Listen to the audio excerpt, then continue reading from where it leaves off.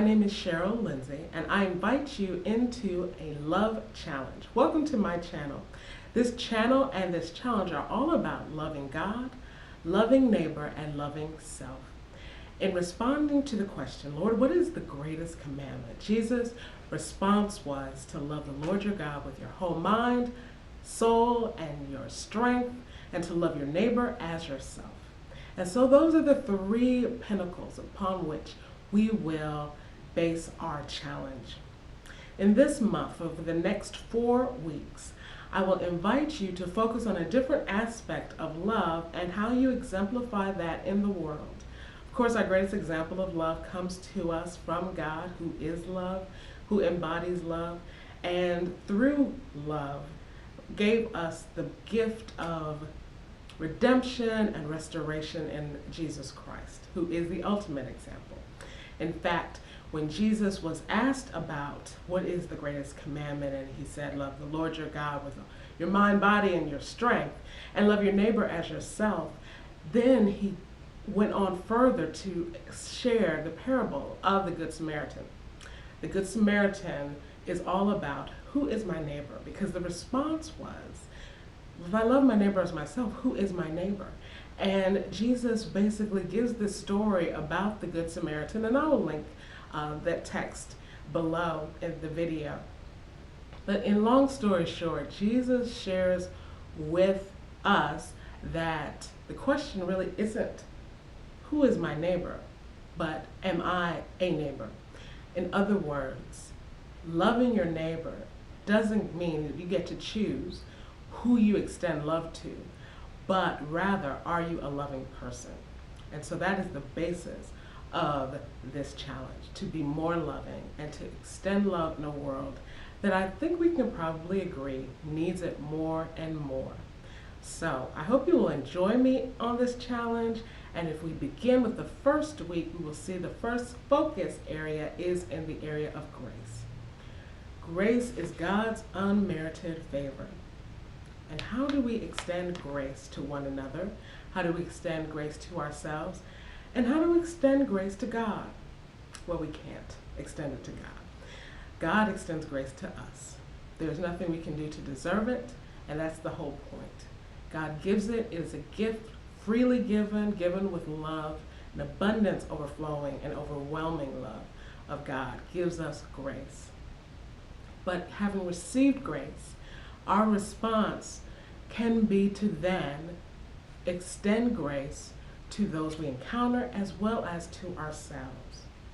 How do we extend grace to our neighbors? Well, it might be as simple as how we respond when someone cuts us off in traffic.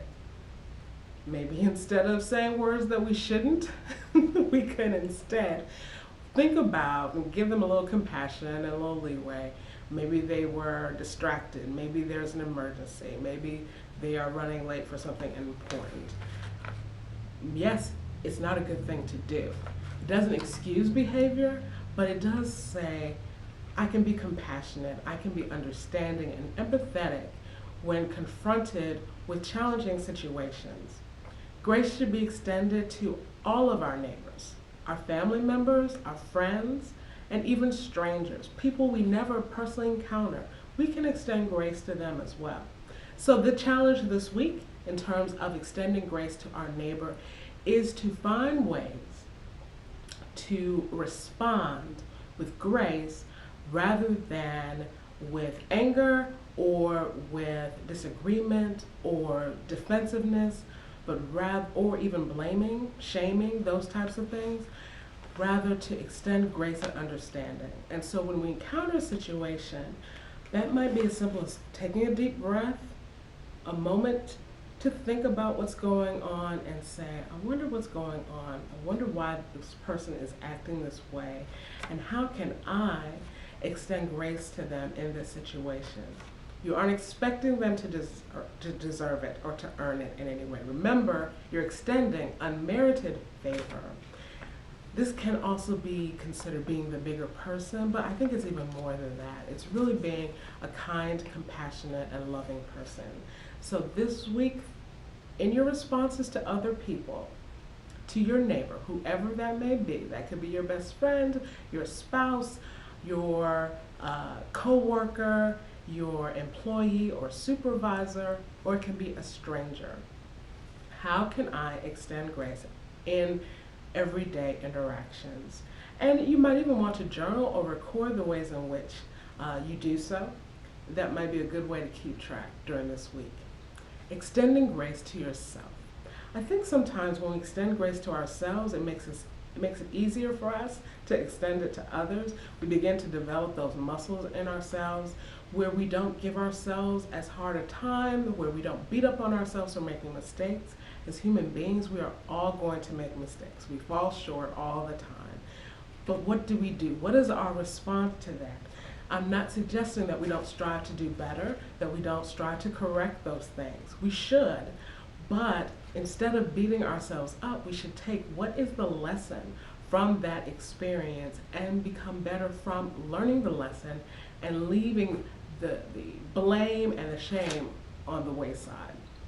Let's not beat up on ourselves, but be kind to ourselves. The same way I'm asking you to extend grace to others, I would also recommend and highly encourage you to extend it to yourself. Again, journaling is probably going to be very helpful in meeting this part of the challenge and getting better and better. And remember, as you do this challenge, to be graceful with yourself. So if you mess up, say, how can I do this better the next time, and move forward. Now, extending grace to God. We've already determined that's not the way this works. We don't extend grace to God, but we receive God's grace. And what a blessing that is. What an incredible gift that we get to receive the grace of God each and every moment of our lives. So, the challenge this week is to acknowledge that, to be mindful of that, and even to record those things, to give your personal testimony, to share in some form or fashion with someone else how God has graced your life. It is to thank God for God's grace. It is to acknowledge every moment of God's grace and lift up God in praise and adoration for God's grace. I am a worshiper, so often my challenges in this area, in terms of how we respond to God, is always going to be responding in worship. If you currently are not involved in a worshiping community, I encourage you to find one. Maybe that's your challenge for the entire month, to find a community in which you can worship God in a faithful way, where you can also learn and grow in God's grace. Maybe you need to add a devotional practice to your daily life. Oh, I have a little bit of help in that area. Each day, I provide a word for the day. I've been doing this for years on my social media platforms. I give a verse or two of scripture and a statement that relates to that scripture, and it's also my way of saying good morning to everyone. Well, if you would like to receive that, you can just connect with me on any of my social media platforms, and I will link those as well below so that you can get connected with me. And you can take that as your opportunity each day, if you do not currently have a devotional practice, to meditate on that scripture. I will also, during the challenge, provide a brief prayer instead of the statement. I'm going to add a brief prayer, literally one line of prayer, that relates to love and to the focus of the week. So in this week, it will be focused on grace. I will share the next video, the next focus, a week from today, which will be the following Sunday. And each week, we will have a different focus area. Each week, we will have the opportunity to share. I'm setting up a special Facebook group for those who would like to engage in community around this challenge, and you'll receive additional thoughts from me, additional encouragement from me as you take this love challenge. I pray that this is a blessing for you. I pray that it draws you nearer and nearer to God, that it also deepens your relationship with your neighbor, and also enables you to be more loving and kind to yourself. As we conclude our time together on this video, let me just say this.